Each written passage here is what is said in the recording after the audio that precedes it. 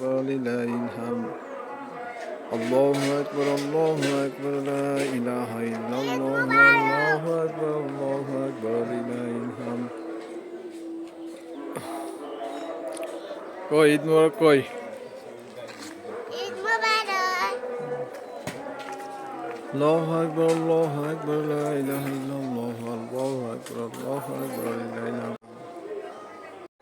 রমজানের যে ব্যক্তি মানলাম ইয়াদা কওলা যুগ রমজানের রোজা রেখেছিলেন নিয়ে নেন আমার কথার সাথে রসুলের কথা, কারণ আপনার আমার আমল আল্লাহর দরবারে পেশ করার আগে রসুল সাল্লামের দরবারে প্রত্যেক সোমবার ও বৃহস্পতিবার পেশ করা হয়। জয়টা বলেন সুবহানাল্লাহ।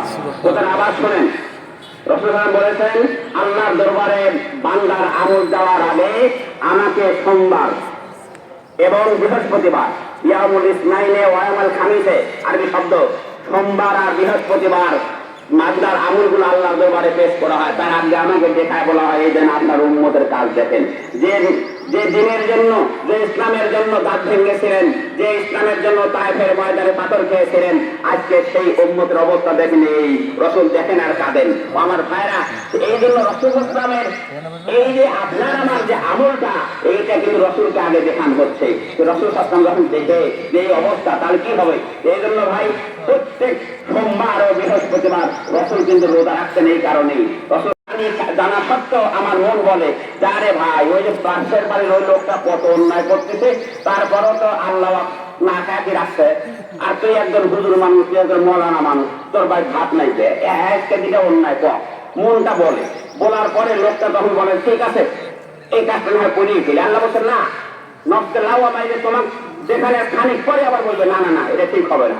আল্লাহ তাআলা আর রাসূল বলছেন ইদা হাম্মা আবদি হাসানা, যখন কোন বান্দা ভালো কাজ করার নিয়ত করে তখনই দুই ফেরেশতা দুই কাঁধে রয়েছে। সূরা কফের মধ্যে আল্লাহ তাআলা সাত করেছেন two angels are sitting on of them left hand side and right hand side, আপনার দুইজন ফেরেশতা রয়েছে দাঁড়িয়ে এবং বামে।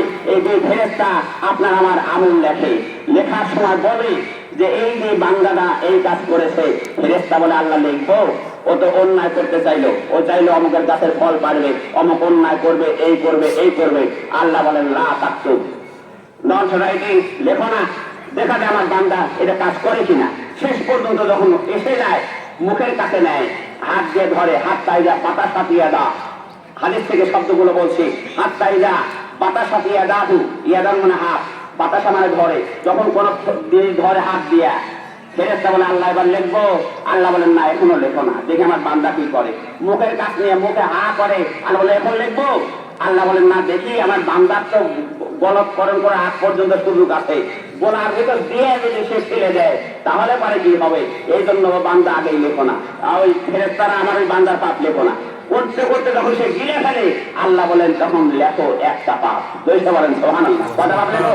একটা পাপ লেখো, বেশি লেখো না। আমার বান্দা ভুল করে বলে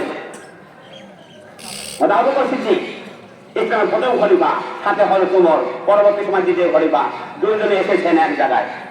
আম্মা বিন ইয়াসার রাদিয়াল্লাহু আনহু উটের আপনার বায়তুল মালের উট, সাদকার উট চড়াচ্ছেন মাঠের মধ্যে। আবু বকর এসে বললেন আম্মার আমাদেরকে দুধ খাওয়াও। আম্মা রাদিয়াল্লাহু আনহু দুধ দহন করে এনে হযরত ওমরের হাতে দিলেন। সে আবার বললেন আর আছে দিদি, আর একটু বাড়ায় যাও। বলে জি হুজুর আছে। আবার আবার সকালা দিদি আর একটু হবে নাকি? আম্মার বলে জি হুজুর আছে।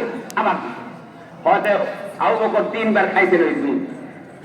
এই মাত্র দুধ দহন করিয়া অমনি ওমর রাদিয়াল্লাহু আনহু বলছেন যে আমি এর আগে আবু বকরকে এইভাবে মানে খুব তৃপ্তি সহকারে দুধ খাইতে দেখি নাই। উনি তিনবার খাওয়ার পরেই বললে যে এত টেস্ট লাগতেছে ব্যাপারটা কি, আমার কিসের উটের পালে গোলা। বলে হুজুর সাদকা, দুইশো নাউজুবিল্লাহ, সাদাকা গরিবদের জন্য এটা। সঙ্গে আবু বকর মুখের মধ্যে হাত ঢুকিয়ে দিয়ে বমি করলেন। করার পর আল্লাহর কসম হারাম জিনিস খুব টেস্ট লাগে, আমি আজকে বুঝতে পারলাম। এই জন্য হারাম জিনিসগুলো আমাদের কাছে টেস্ট লাগবে। হারাম জিনিস খাওয়া যাবে না। রোজা রেখে যদি এই হারাম থেকে দূরে না থাকেন রোজার কিন্তু কোনো কাজ হবে না। ভাই আমার, এই জন্য আল্লাহ তাআলা ইরশাদ করেছেন যে ইয়া আইয়ুহান নাফসুল মুতমাইন্নাহ, হে প্রশান্ত আত্মা, লাওয়ামা আম্মারা, নফসের কথা শোনা যাবে না, শুনতে হবে নফসে মুতমাইন্নার কথা। এই নফস আপনাকে সর্বদাই বলবে ইরজি ইলা রাব্বিক রাদিয়াতাম মারদিয়া, আল্লাহর কাছে ফিরে আসো এমন ভাবে যাতে করে আল্লাহ তোমার প্রতি রাজি খুশি। আর কি হতে হবে? ইন্টার মাই ডিভোটেস, আমার দাস হও, আমার বান্দা হও, হদখুলি জান্নাতি, ইন্টার মাই হেভেন অর বেহেশত, বেহেশতে প্রবেশ করো, এটা আল্লাহ বলবেন। এই জন্য আপনার আমার প্রত্যেকটি কাজ ও কর্ম হবে আল্লাহ রাজি খুশি করার জন্য। আল্লাহকে যদিও আমল কম হয়, কিন্তু আখলিস দিনিক, দিনটাকে খালেস করো, খাঁটি করো, অর্থাৎ যে কাজই আপনি করবো আল্লাহর উদ্দেশ্যে। বলেন কার উদ্দেশ্যে ভাই? আল্লাহর উদ্দেশ্যে। তাহলে আপনার এই সামান্য কাজই বিশাল ফায়দা হবে। আমার ঐতিহ্যবাহী রাজবাড়ী ঈদগাহ ময়দানের মুসল্লিকে আমাদেরকে আহ্বান জানাচ্ছি, যারা এখনো দূরে রয়েছেন খুব তাড়াতাড়ি চলে আসুন, আমাদের আর টাইম নেই। সময় আমাদের 2002-3 সাল থেকে আমি রাজবাড়ী ঈদগাহ ময়দানে ঈদের নামাজ আদায় করছি। তখন থেকেই কিন্তু আমাদের নিয়ম কোন রকম সময় ব্যতিক্রম করা। ভিতরে আসেন তারা আসুন, আর যারা বাইরে রয়েছেন তারা আর এসে জামাত পাবেন না। আমরা এখন ইনশাআল্লাহ জামাত শুরু করব, কারণ আপনাদের বারবার মাইকিং করে বলা হয়েছে 8টায়। আপনারা একবারেই 11 আওয়ারে আসছেন, এটা কিন্তু সঠিক নয়। আল্লাহ রাসূল সাল্লাল্লাহু আলাইহি ওয়াসাল্লাম বলছেন সকাল গিয়ে নামাজ শেষ করতে হবে এবং আল্লাহর তাকবীর বেশি করে বলতে হবে। আপনারা আবার বলুন আল্লাহু আকবার, আল্লাহু আকবার, আল্লাহু আকবার, লা ইলাহা ইল্লাল্লাহ।